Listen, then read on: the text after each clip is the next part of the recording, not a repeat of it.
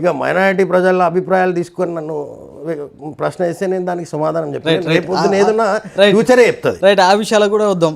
బద్దం ప్రేమ్ మహేశ్వర్ రెడ్డి గారి కుటుంబం అనేక సంవత్సరాలుగా రాజకీయాల్లో ఉన్నారు, అనేక పదవులు అనేక హోదాలు కూడా అనుభవించడం జరిగింది. అయినా సరే బద్దం ప్రేమ్ మహేశ్వర్ రెడ్డి గారి కుటుంబానికి ఆయనకు ఇంకా రాజకీయంగా దాహం ఉంది.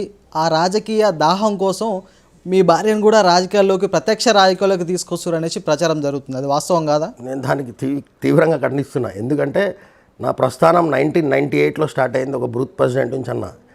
ఎంత ఓపిక ఉంటే 2019, 2020 వరకు నేను ఓపిక చేసుకున్న తర్వాత పార్టీ నన్ను పిలిచి నేను ఎక్కడ పోయి అడగలే. పార్టీ నా పనితనం చూసి నాకు వచ్చి టికెట్ ఇచ్చింది. కానీ నేను వెళ్ళి ఎక్కడో టికెట్ తెచ్చుకొని నేను వెంటబడి నాయకుల దగ్గరికి పోయి వెంటబడి టికెట్ తీసుకుంది లేదు.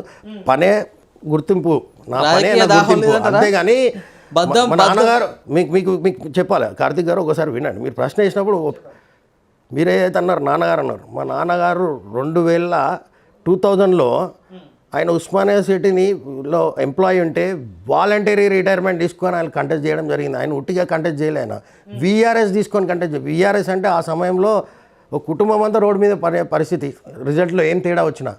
అంటే ఆయన ఏం త్యాగం చేసిరు అనేది మీరు అంటున్నారు. ఉట్టిగానే దాహం, పదవి దాహంతో కాదు, భారతీయ జనతా పార్టీ మీద ఉన్న ప్రేమ, అప్పుడున్న నాయకులు అట్లా పనిచేసారు. కాబట్టి వారు గెలిచిన తర్వాత 20 సంవత్సరాలు ఇక్కడ ఉన్న క్యాడర్కి కానీ వారి తర్వాత వారికి ఎప్పుడు ఉండేది, నాతో పాటు ఉన్న క్యాడర్కి కూడా అవకాశాలు రావాలి. కాబట్టి నన్ను కూడా వారు ఎప్పుడు కూడా ముందుకు రానిచ్చేవారు కాదు ఎప్పుడు. ఎందుకంటే నా తర్వాత కొడుకు అనే మాట నాకు రావద్దనే విషయం వారు పదే చెప్తూ నన్ను చాలా దూరం పెట్టారు.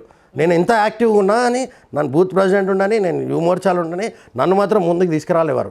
యువమోర్చాల స్టేట్ బాధ్యతలు ఇస్తా అంటే వద్దు, వాడికి బాధ్యత ఇవ్వద్దు అనేది వారే ఖచ్చితంగా చెప్పారు. నాకు అర్థం కాలేదు. అప్పుడు నేను విభజించిన మా నాన్నగారితో ఏంటి అంటే చెప్పేవారు, అరే ఒక కుటుంబం నుంచే వచ్చినామనే అపవాదం మనకు వద్దు, రాని మన తర్వాత ఎంతోమంది ఉంటారు, వాళ్ళకు కూడా అవకాశం ఇవ్వాలని. దాని తర్వాత 2000 నుంచి 6 వరకు, 2009 నుంచి 2020 వరకు అందరికీ అవకాశాలు వచ్చినాయి.